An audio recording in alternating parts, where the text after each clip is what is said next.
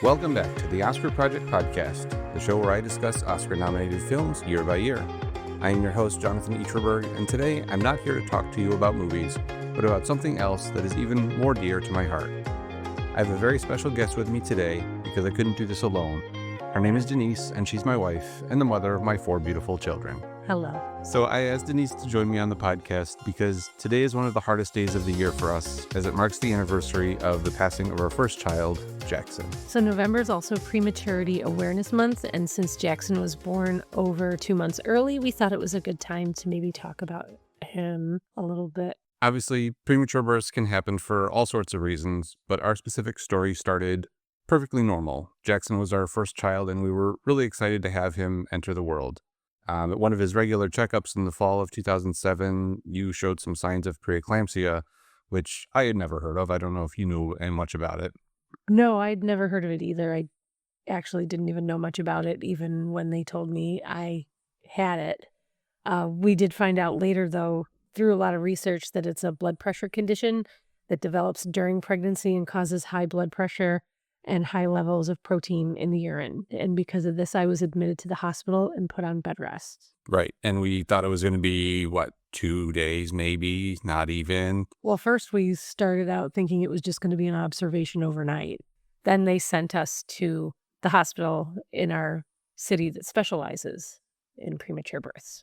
And that's kind of when we thought it might be a little bit more serious. And obviously, a few days later, things started to turn a little bit for the worse for you. And they said that they had to deliver Jackson or else it would put you at risk. Yeah, they gave me steroids to try to help his lung development so that he'd be strong enough to live after he was delivered. And so I just stayed in the hospital and waited once that happened. Right. And I had gone back to work, I think, for a day or two before you actually had him. And then you called me one day. It was not too long after I'd gotten to work. And you said, come to the hospital. We're having a baby today. Yeah, I actually remember that day because you had been coming back and forth after work. You called that morning and said, should I come? And I said, nah, everything's fine. And maybe a half an hour later, I called you and said, hey, just kidding. And you thought I was lying. I even asked if I had time to go home and change, which you told me no, of course. Yes. So anyway, I hurried up to the hospital and they gave me the super awesome gown and a mask and little booties to put on my feet. Yeah, I didn't even recognize you. And they took you into surgery and came in a little while later, about 45 minutes later, and we met our Jackson that day. Yep, and they cleaned him up. We got to see him for a minute, and they took him off to the NICU and then finished up with me. I think they let you go down to the NICU so you could see him. I went down to the NICU, and for those of you who don't know, the NICU stands for the Neonatal Intensive Care Unit at a hospital. I didn't know that. That was another thing I learned in those first few days. And some absolutely incredible people that work in that part of the hospital. I can't say enough good things about the nurses and doctors who work in that area of the hospital. It just amazes me what they're able to do with those little kids. And I'd heard of the NICU and hospitals having NICUs. I guess I just was not familiar with everything that went on in the NICU or what it entails. And like you said, the doctors and nurses there are heroes, really. Yeah. Not only for the patients, but for the families too. So anyway, back to Jackson. He was born, he was just 29 weeks and 5 days, I think. Yeah. And that's the gestation age. So just over 7 months. Obviously way earlier than a traditional 9-month pregnancy would last. Yeah, slightly. And he was only 2 pounds, 1 ounce, and literally we could fit him in the palm of our hands when he was born, which I look at my hand right now and I just can't get over that. He weighed about as much as 2 pounds of butter would weigh. Yeah, so you got to see him that afternoon while I was still recovering because I know you wanted to make sure he was okay and he was being checked in all right and everything was still going smoothly with him because we knew the doctors had me, so we knew I was going to be fine. Yep. And then I think we took you down to see him later that night once you were settled in and trying to recover a little bit. Obviously, you just had major surgery too. Yeah, wheeled me down in my wheelchair. We still couldn't hold him, though. He was in the incubator. Yep. He was in the incubator. They had him under some lights to help him with his bilirubin levels the first couple days, which is, I guess, pretty pretty normal. We've talked to some other people that same thing has happened in the years since. So that wasn't too out of the ordinary from what we understood. Yeah, and they were really good at explaining what the next steps are going to be, what we should look out for, and what to expect. And we got to know everybody in our pod. We were one of 6 in our little pod. They were all boys. Mm-hmm. No, there was one girl. Oh, there was. There was one girl next to him, his little girlfriend that he was Oh. next to. So things kind of, we started to get to feed him a little bit by pushing a couple milliliters of formula through a feeding tube. And then eventually, a couple weeks later, we found out that he had to have surgery. Yeah, we weren't quite sure where that came from, because for us, that seemed like it came out of the blue. And they said a piece of his bowel had died off, so they were going to resection it. He had this little tiny ileostomy bag on, and they warned us everything that could go wrong with the surgery, and that if we didn't do the surgery, he wasn't going to have a chance to make it. So kind of our backs were up against the wall. We made the decision to go ahead with it because, really, we kind of felt like we didn't have a choice. Yeah. And even that surgery was iffy, and that felt like an eternity waiting in the waiting room. I think it was only an hour. I say only an hour, but like you said, it seemed like honestly, I couldn't even tell you how long we sat there. Yeah. So obviously he made it through that surgery okay, but kind of set him back in his progression of feedings and everything else that they'd been working on up to that point. And they also said that if something similar to that happened again, there would be nothing they would be able to do to help him. Right. And they had told us that he would have the ileostomy bag until he reached about 10 pounds, where as long as everything was progressing okay and he was developing the way he should, we could redo the surgery, resection that piece of his intestines, and everything should, best case scenario, everything should function as normal. Right. But obviously that didn't happen. On November 25th, they told us when we got back from dinner that night that the worst case scenario had happened and there would be nothing that they would be able to do for Jackson, and that he would not make it through that night. Yeah, because I had asked how long do we have with him, and she said he wouldn't make it through the night. I was in total denial, total disbelief. I couldn't process what was being said. Yeah, I think you passed out or almost passed out. I tried to catch you, but I don't think I was very successful. I remembered that it felt like the air just got sucked out of my lungs. Like, you hear about that in books and movies, but it's the best description to come up with that feeling at that moment. Yeah. And so, you said you asked how much time we had left. They said, it's going to be tonight. Well, they said it wouldn't make it right, through the night. Wouldn't make it through the night, but they would give him medicine to help with, take away any of his pain so he would be comfortable. And we got to hold him, and our families came up, and the doctors were there, doctors who took care of him, nurses who took care of him all came in. Our pediatrician, who we had barely even met and hadn't even been to his office yet, left his own family at dinner to come up and be with us, which forever grateful for even that, that kindness as well. Never forgot any of the kindness from anybody who just called or left messages or sent cards, and even before everything took this bad turn. Yeah. Lots of people there to support us, and all the way up until the last evening, or really I should say the last morning. Yeah. Because they told us he wouldn't make it through the night. But you remember what you said when they said that he had finally passed? Yeah, the doctor put her stethoscope on because we were both holding him, and she listened to his heartbeat, and she said, "Okay, he's gone." And I leaned over to you and said, "What time is it?" And you said, "It's 12:07. And I looked over at the doctor and said, "He made it through the night." Yep. He was fighting all the way up to the end, and always wanted to prove people wrong, I think, even at only 1 month old. Yeah, he beat some odds. Yeah, that's for sure. So obviously we went home early that morning once everything was done, kind of in a daze. I don't remember much of the rest of that week. Kind of felt like we were moving underwater. You remember bits and pieces of it, but you don't remember what day this person came over, one day that one called. I know people and our families brought over food and dinner, and all they're very, very sweet and very Yeah. kind. We were just not up to eating.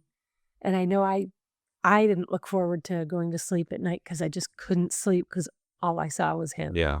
Yep. People came, and I just remember sitting around a lot and not saying a whole lot with people, but it was still comforting to have people there and know that people were thinking of us. Yeah, some people just came, and because nobody knows what to say Right. in that situation, they would just sit there and cry with us, and that was more helpful than I could ever probably put into words. Right. Yeah. And then the 26th, when he passed, and early that morning was a Sunday, or no, it was a Monday. Mhm. Monday It was a morning. Monday Or Monday morning. because he made it through the night. That's right. Yes, I know. And so then, fortunately, our families were able to make arrangements, and we had the wake for him on Thursday that week. And so many people showed up, more than anyone ever had any idea of what was going to show up. Some of the doctors even showed up.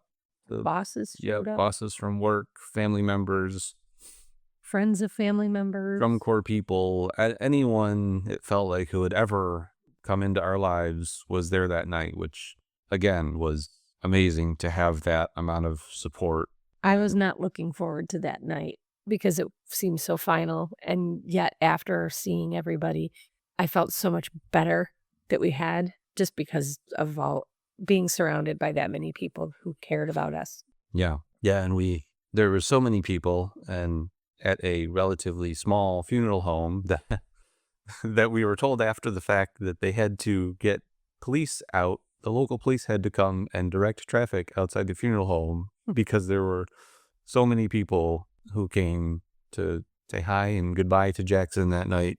And just to show their support of us, and Yeah. that they were crying with us. Yeah. Yeah. And that always amazes me, how many people were there to support us. I will never forget that. No. The next morning, that Friday, we laid him to rest, right next to your grandparents. Mm-hmm. That was a much smaller affair, if I remember. It was really cold. It was very cold.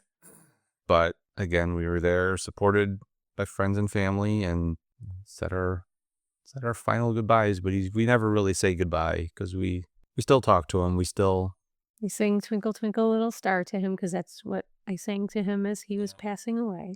and it's now 17 years later. He would be driving now. He'd be getting ready to go off to college. Well, his birthday was in the fall. He'd be a junior in high school right now. Don't make him grow up so fast. He'd be starting to take visits at colleges right now, or soon.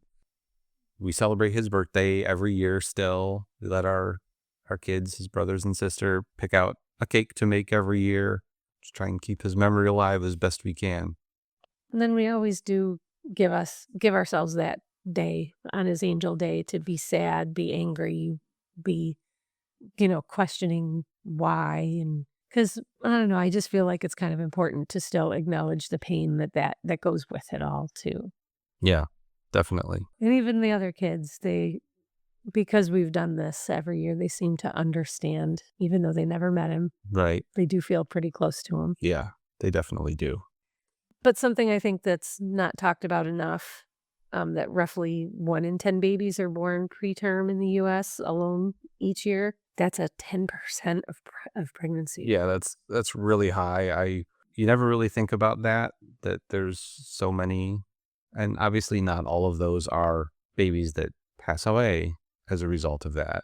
A lot of them are perfectly fine, but there's lots of different things and a lot of different risk factors. In your case, it was high blood pressure, but there's diet, smoking, Drinking. miscarriages and abortions, all sorts of things that factor into that can cause it, whether it's premature by a day or 2 months or more. And When all the stories you hear from people that have gone through something similar, or, I had preeclampsia, I did too, and this is what happened to me, this was my story. So many similarities, but so many differences, and then just so many medical advances right. from the time we lost Jackson to the time we had our last son. Yep. And that's a testament to it too. I think that we did have another child who was also premature, almost the same amount as Jackson was, and Almost weighed the same. almost weighed exactly the same. And Was what, 3 ounces bigger? yep, and he's thriving and growing, doing great today, many years later. Normal 7-year-old Yep. boy. Yep. So it just goes to show that each one is a specific thing, and And it was even scary with our last one because the situations seemed to mirror each other. And I remember just thinking, I'm not going through this again. don't want to and do this again. I can't put our other two through this. Like, they've heard all the stories of us going through losing Jackson, and to lose a baby that they were able to see grow through that whole pregnancy. I couldn't. I refused to let that happen again. Yeah. Yep.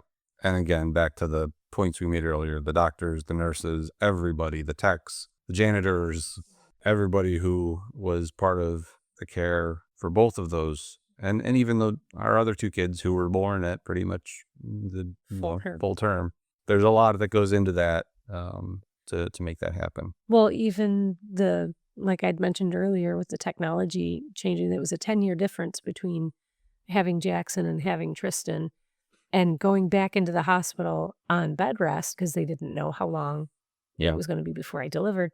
They told us, obviously, we'd be heading back to the NICU. That caused a lot of stress for the both of us.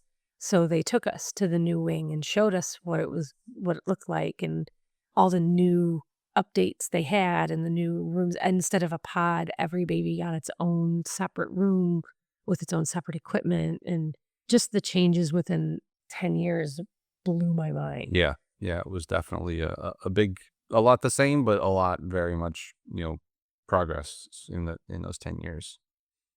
Well, we mentioned at the top, it's Premature Birth Awareness Month in November. So if anybody wants more information on premature birth and how you can help, check out marchofdimes.org/prematurity-awareness-month.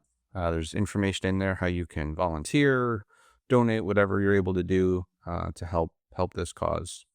And I'll make sure to put a link in the show notes to that website as well. And even if you just want to share your story with us, because after going through this ourselves, we've learned so many people face the same type of situation. And like we also mentioned earlier, it's not talked about enough. Right. It's not talked about enough what the mom goes through. It's not talked about enough what the dad goes through. And even surviving siblings. Yeah. It's not talked about enough. Yep. It affects everybody, parents, siblings, grandparents, aunts, uncles, everybody's impacted in some way or another. Now, there's really no easy way to transition from all of that. And I said at the beginning, we weren't going to talk about movies, but as a guest on the podcast, I have to ask you the same questions that I ask every other guest. The first of which is, what are your 3 favorite movies of all time? I got to narrow this down to 3, huh? Yes, only 3. I like movies. This is going to be tough. I love comedies. I love animated features, but I love me a good underdog story. So, Karate Kid, Rocky 4, don't laugh at me. Great soundtrack. And a good maybe laugh cry movie, and it actually had come to mind during their time with Jackson, was Steel Magnolias. Because Sally Field is just so good, and she makes you cry with her, and then she flips it on a dime and makes you laugh. And honestly, such a reflection of life. Absolutely. Now, if you could invite any 3 movie characters to dinner at our house, who are you inviting, and what are we serving to them? Oh, God. Definitely not Elsa. She'd just let it go. And what we would serve? Well, I guess it would depend on who the guest is. I mean, you can't invite Denzel Washington and, here, have some pizza and wings. Although the place over here by us has really good wings. Yes, they do. So not the actor, the character, you said? Characters themselves, yep. Okay, this is from one of my favorite movies, but I forgot to put it in there. Coach Boone from Remember the Titans. Okay, can I have 4 favorite movies? Because I do love me that one too. So I would invite Coach Boone Okay. because he overcame some adversity that just kinda seemed impossible at the time, and he believed in himself, he believed in his players. I, being a teacher, would love to bring that to my students. So I think he's very inspiring. There's one. 2 more. Now, I'm going with this one because I saw the play, we just saw the movie. I'm gonna say Elphaba from Wicked Okay. because I think she's a very complicated character and she has many facets to her, and I think she would be extremely interesting to have dinner with as long as she didn't make anything explode or float. And also the actress, because I really, really think she's amazing and her singing voice is incredible. Okay, you're gonna laugh at me. Mr. Miyagi. How can you have a meal without Mr. Miyagi, especially if Karate Kid is one of your favorite movies? Okay. So Coach Boone, Mr. Miyagi, and Elphaba. That's gonna make for an interesting dinner. I think that would be a fun dinner. Absolutely. Mr. Miyagi with his dry humor. Yeah.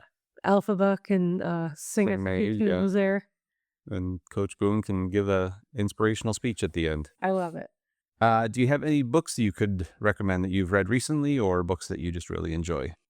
Well, one that I have not finished reading yet, but I really am enjoying it. I really liked Hamilton, and I wanted to see what the inspiration behind Lin-Manuel's production was.